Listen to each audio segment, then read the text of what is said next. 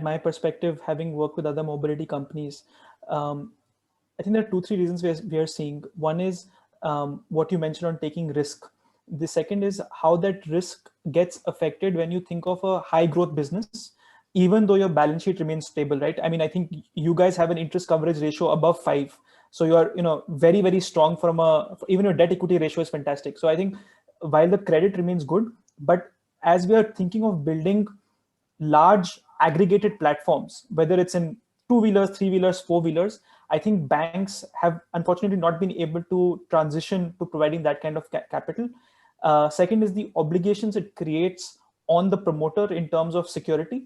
And third is, I think, a lot of cash flow matching, right? The assets that our investors are giving to you are immediately revenue generating assets and allow you to match your cash flow in that sense.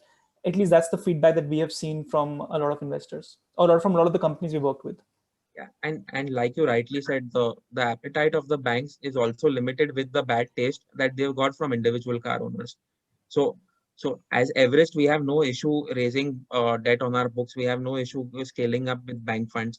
But in an event where we are seeing the banking system overall not lending too much, we don't want to be in a situation where growth is compromised, because the assets that we are buying through the money that we raise are revenue generating assets from the first day.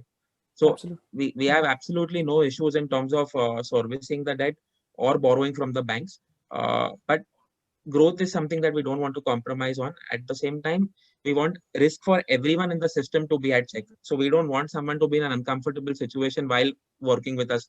So there's a certain level of comfort that banks have. Let's reach that level of comfort. There's a certain level of comfort that investors have. We want to be a part of the ecosystem and be working with everyone and not just one party.